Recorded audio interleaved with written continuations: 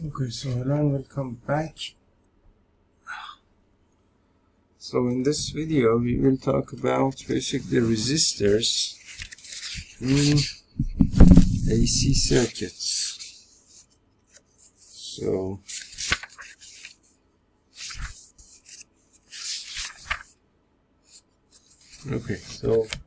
about these resistors, what you need to know, turn this off, about resistors in AC circuits. So of course you know that basically you can put resistors in AC circuits just the way that you put resistors in DC circuits, right? So for example, is if you basically have a resistor in a circuit.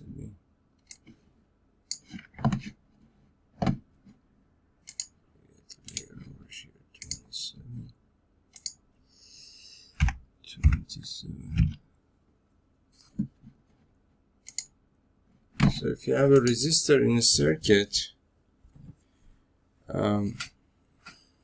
so you have, let's say that you have an AC signal of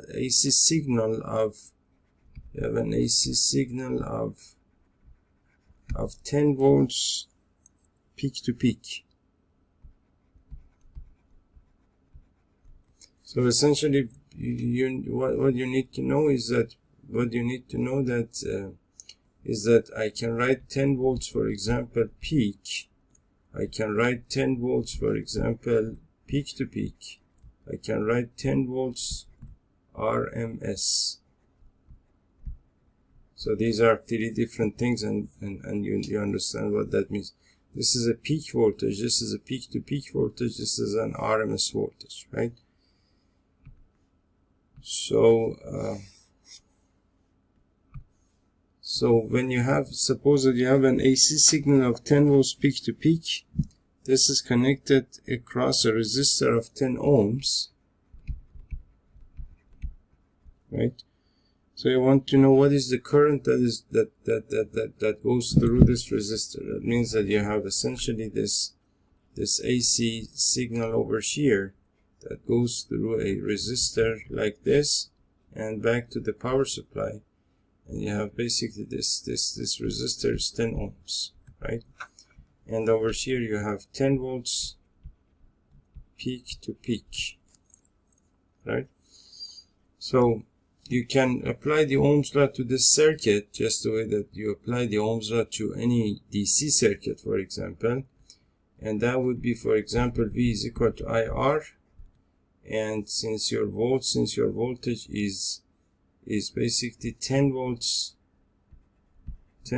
peak to peak, your current would be basically, you will have a current over here times the resistance, which is 10 ohms, right?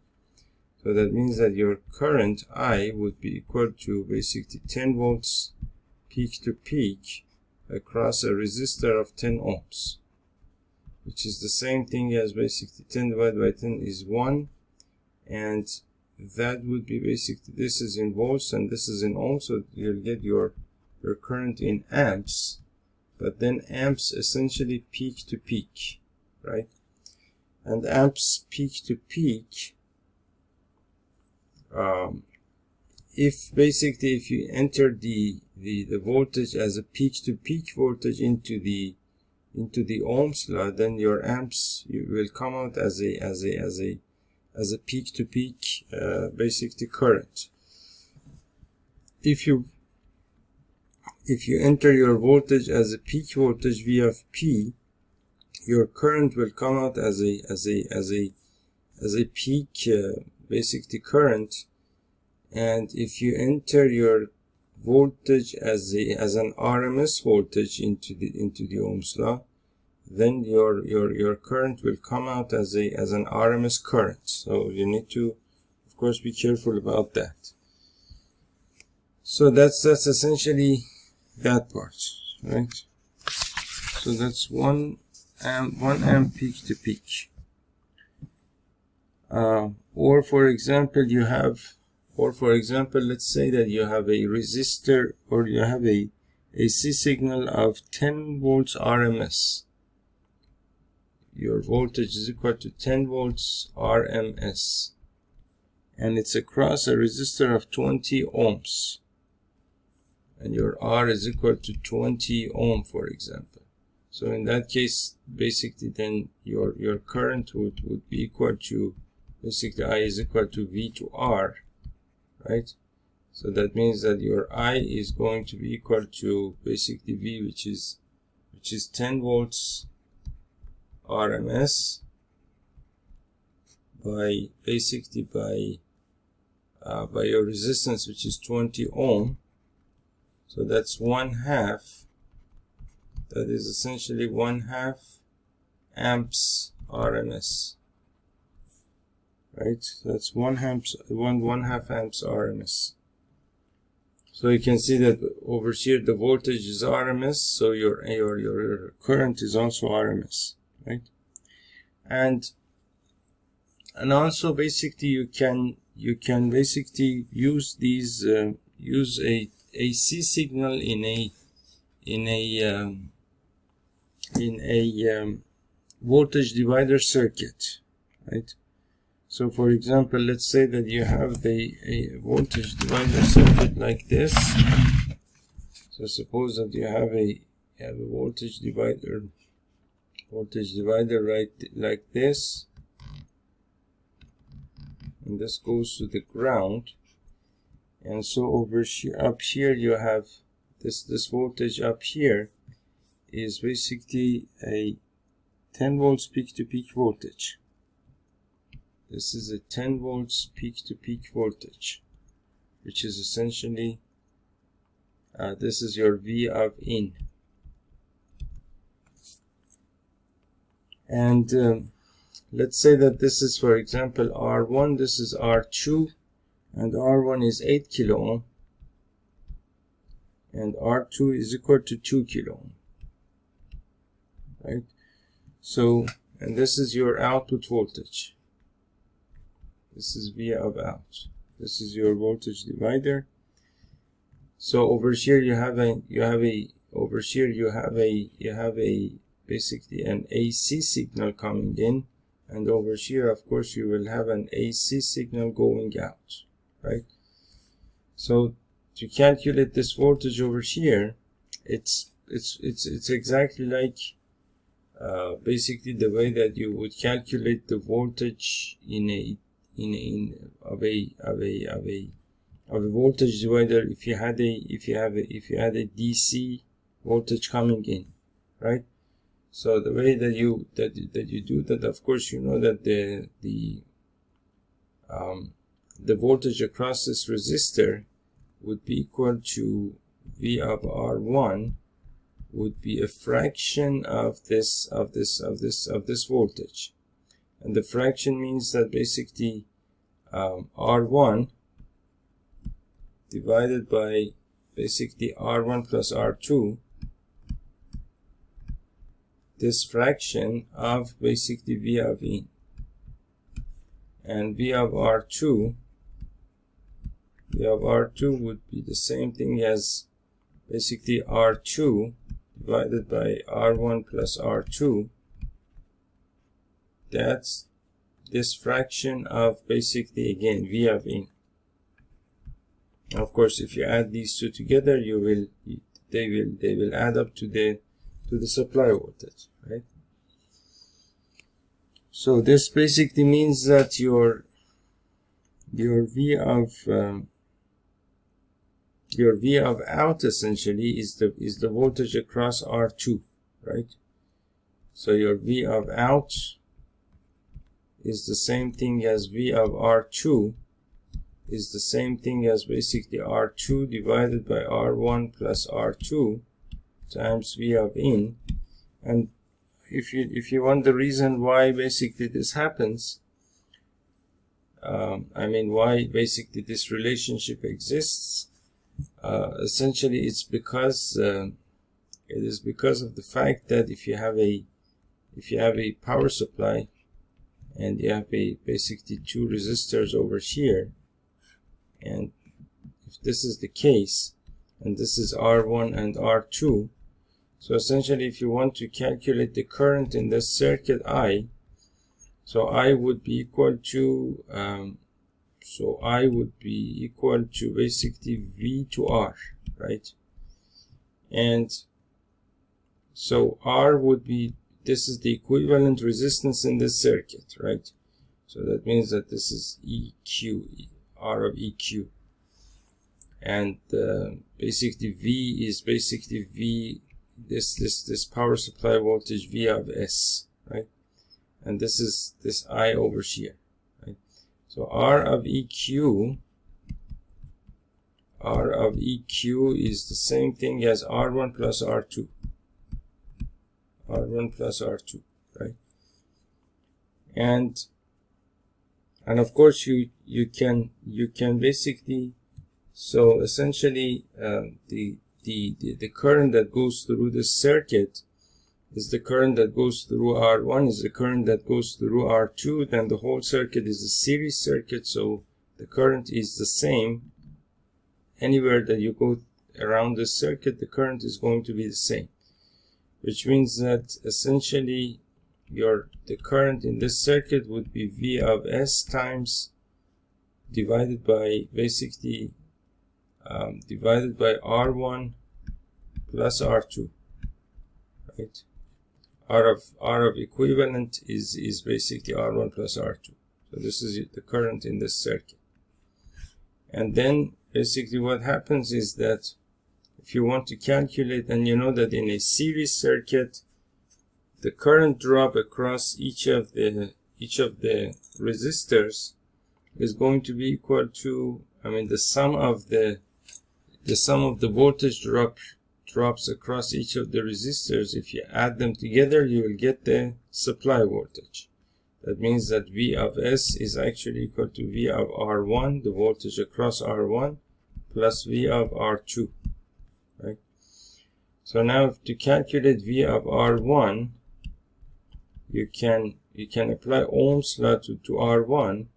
It's the voltage across R1 is the current going through R1, which is essentially this current over here, is V of S divided by R1 plus R2, and this current times the resistance, which is R1, right? So I can basically rearrange this and write it as V of R1 is the same thing as basically R1 divided by R1 plus R2 times V of S. That is the voltage across R1. And basically the voltage across R2, V of R2, would be equal to, by the same logic, you would get R2 divided by R1 plus R2 times V of S. So that's the voltage drop across these two resistors. Now you can think of this as a basically voltage divider circuit, and in your voltage divider circuit, this becomes your V of out, right? This becomes your V of out. That means that basically then V of out, which is the voltage across R2, is R2 divided by R1 plus R2 times V of S. So that is basically what we did over here, right? So now let me erase all of this.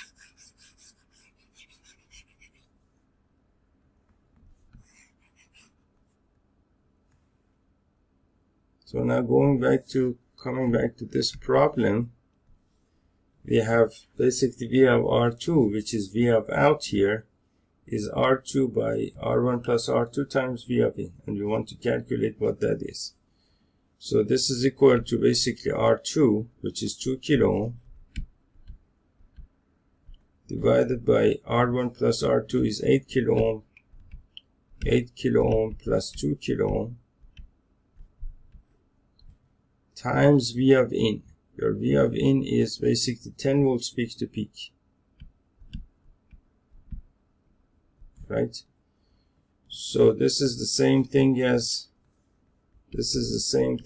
basically 2 kilo ohm divided by 10 kilo ohm, and kilo ohm cancels out, and that is times 10 volts peak to peak, and 10 and 10 you can cancel out, and so you have basically 2 volts peak to peak.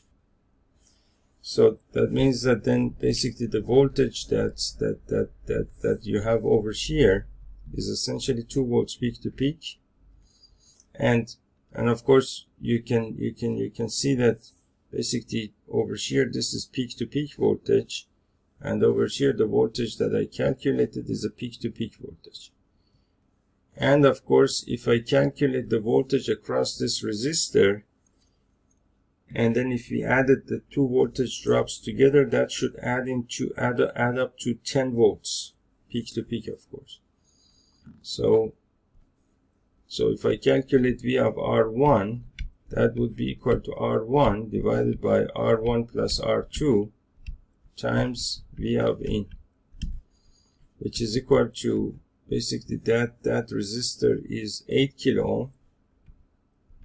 That resistor is 8 kilo ohm, and that is 2 kilo ohm plus 8 kilo ohm times 10 volts peak to peak, and that's the same thing as basically 8 kilo ohm divided by 10 kilo ohm times 10 volts peak to peak. 10 and 10 you can cancel out, these two you can cancel out, and then you have 8 volts peak to peak. You can see that 2 volts is dropped across R2, 8 volts peak to peak is dropped across R1, and 8 plus 2 is equal to 10, which is essentially our supply voltage, right? So that's essentially a resistor in an AC circuit. There is really nothing complicated about it, except that you need to understand how it works. And you need to understand how it works with your test equipment. And for that purpose, what I had to do was basically to set up an AC power supply. So what I have done is that basically I have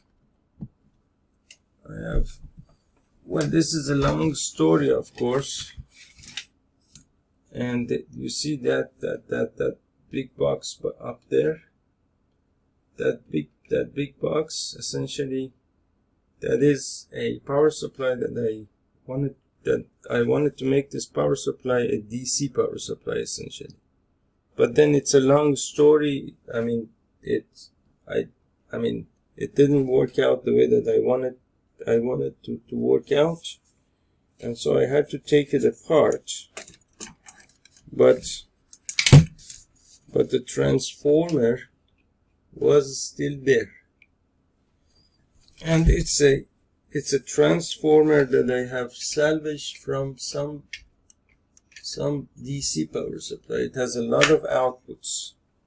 So from that power supply, I have taken a 48 volt, a 24 volt, and a 12 volt AC. And I have basically, what I have done is that I have essentially basically over here I have the output of the transformer directly on these posts over here, and these don't work anymore, and you can turn it on and you can turn it off. That's all that it does. And of course you know that the frequency on this is 50 hertz, because it's connected to the line voltage.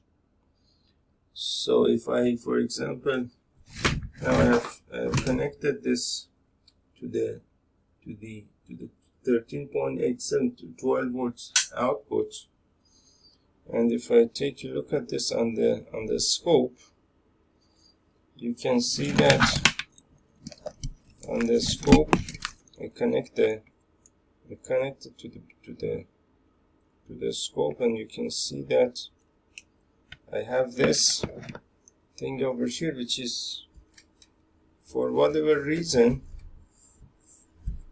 it's not a very clean AC signal. I don't know why that happens.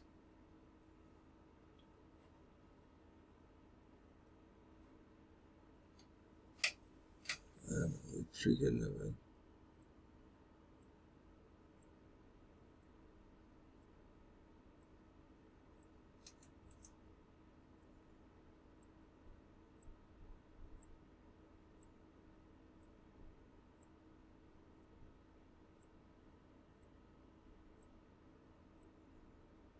Okay, so you see that basically this is the AC. This is the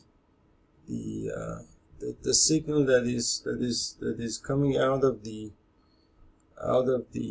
and the voltage, of course, is I've set the volts per division to 10. So you have 1, 2, 3, 4 times 10 is equal to 40 volts peak to peak, essentially. 40 volts peak to peak, half of that would be 20 volts, and 20 volts divided by my calculator, 20 volts divided by 20 divided by square root of 2 is equal to 10 square root of 2, which is 14.14 volts RMS. So around 14.14 volts RMS, and if I connect this to an RMS to a voltmeter, for example to this voltmeter over here, it gives me essentially this.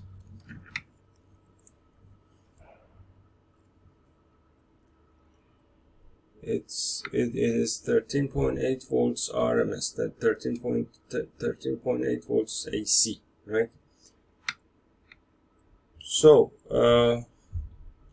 now if I basically, now we can set up a couple of tests here. So the tests that we can set up are as follows. So first of all, we can connect this to a resistor. So suppose that you have this resistor over here. Let's say that I have these resistors over here. Actually, this is a 1.5 kilo ohm resistor, 1.5 kilo ohm resistor, and so basically 13.8 divided by 1500 is around 9.2 milliamps. So if I connect this voltage to this resistor, the voltage, the current is going to be around 9 milliamps. And if I, for example, connect this amp meter, connect this amp meter to a bunch of wires over here. If I connect this amp meter to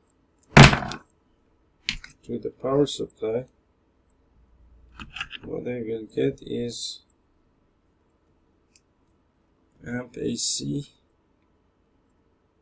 So it's supposed to be this blue wire. So you can see that you can see it over here. I have 8.6 milliamps, 8.68 milliamps, right?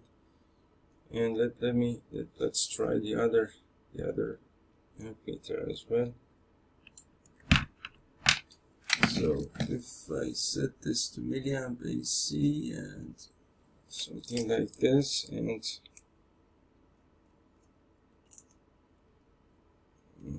put the resistor over here. Over here I'm reading 8.9 milliamps, 8.82 milliamps, right? So what that means is that essentially these basically amp meters, what they show you is actually the RMS basically current, right? It's not the peak to peak current or peak current or anything like that. These are all RMS current. Even if I measured this using this 20 milliamp, something like that. If I measured using this multimeter, I'll get the same reading, meaning that it is the RMS current, 8.8 milliamps. You can see that. So these basically, what they measure is that they show you the RMS current. So whatever you read on these is always RMS current. And if you need the peak current or anything like that, then you have to convert using basically the equations that you know. So that is one thing.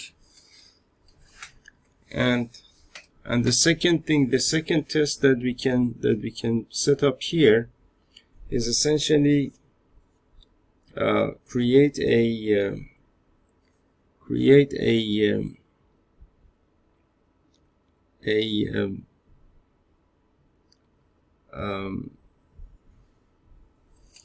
voltage divider, right? So now I have for example, I have a resistor over here which is about 25 ohms. So 25 ohms, if I connected 13.8 volts peak to peak RMS, then divided by 25 ohms, you see that the current becomes around half an amp, which is way too high. And but that's not the problem, because these resistors can take that much current, so we don't have any problems with that. But let's connect this and see what happens here. So if I connect this to basically these two ends of these resistors, I don't have any amp meters or anything over here. Let me connect an amp meter here to see what's going on.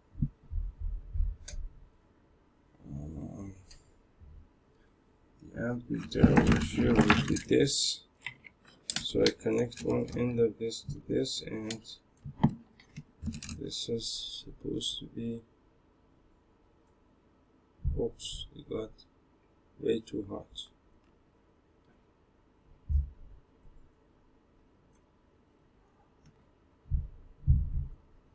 Now we need more resistors here, because the current is way too high for these resistors. So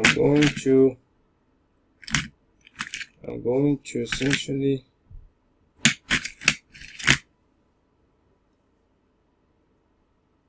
so this is a 15 ohm resistor, and this is a 1.5K resistor. So I connect these in series to make a voltage divider. Okay, so to make a voltage divider, you can essentially take your resistor.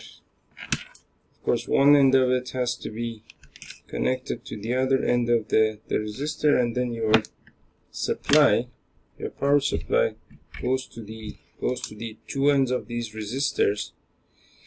But I want to connect an amp meter to this circuit as well to see what's going on.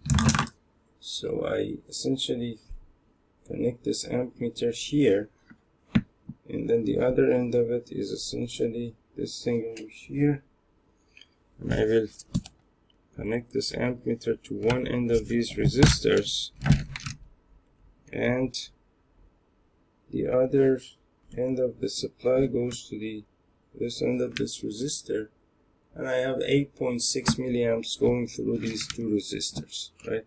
So now there is no problem, there is no heating, and there is no problems. So if you calculate the voltage drop across these resistors,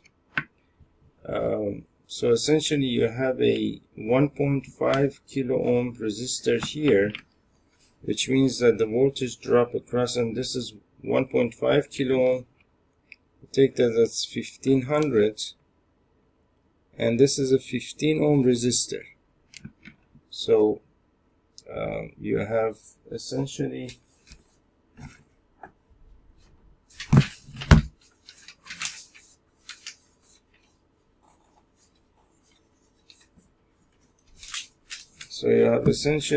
this thing going on.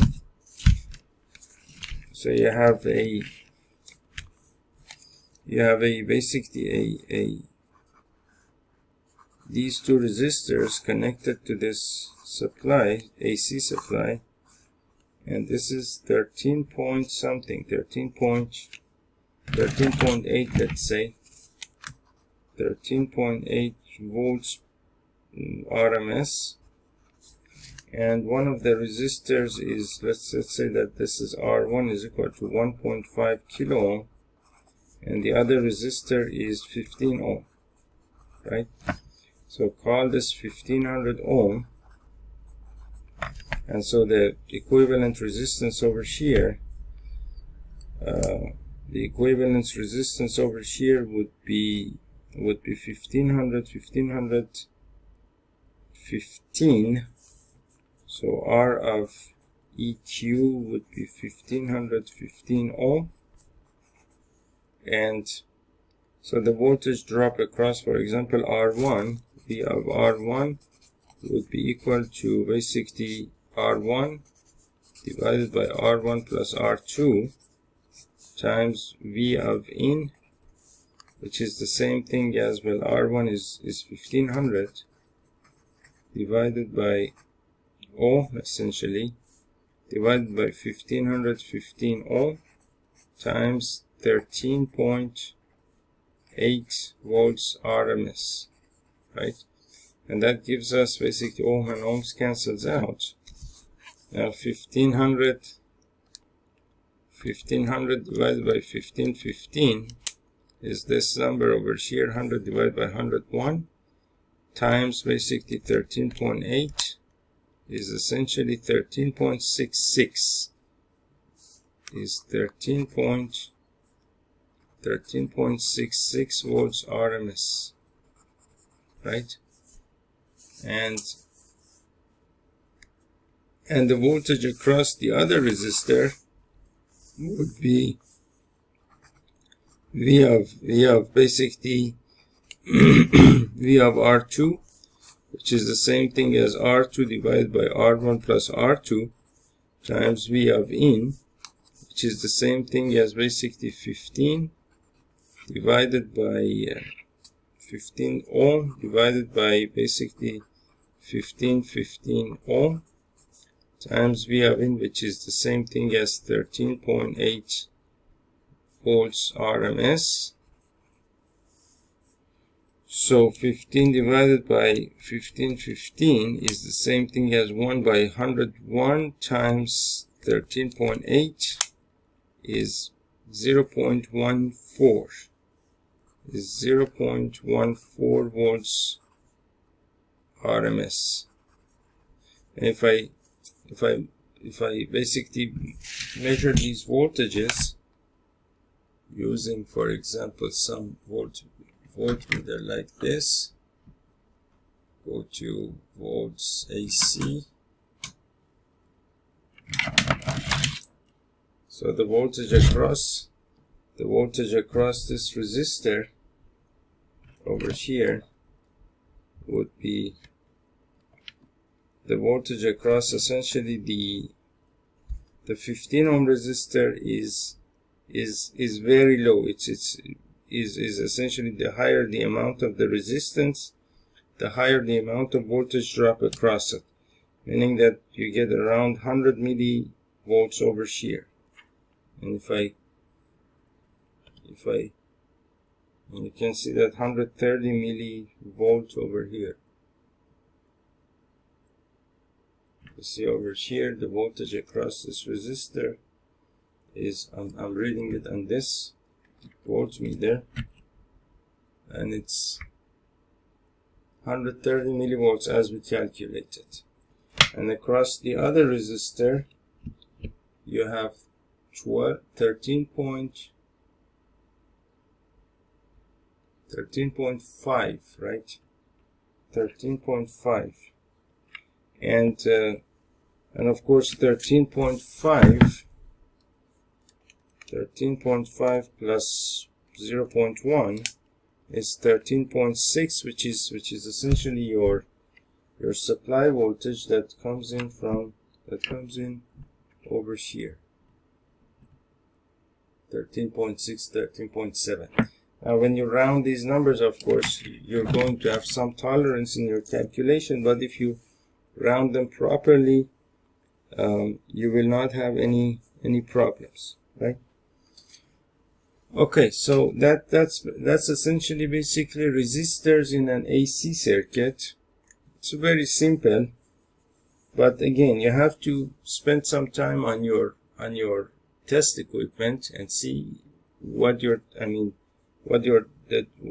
test equipment, what it tells you, what it means is essentially always sometimes a little bit confusing, meaning that you need to get a little bit familiar with your own test equipment. Every piece of test equipment is a little bit different, and so yeah, when you get a test equipment, you have to get familiar with that. So that is basically that. The next thing that we will talk about is capacitors in these AC circuits. I'll see you in the next video, and thank you.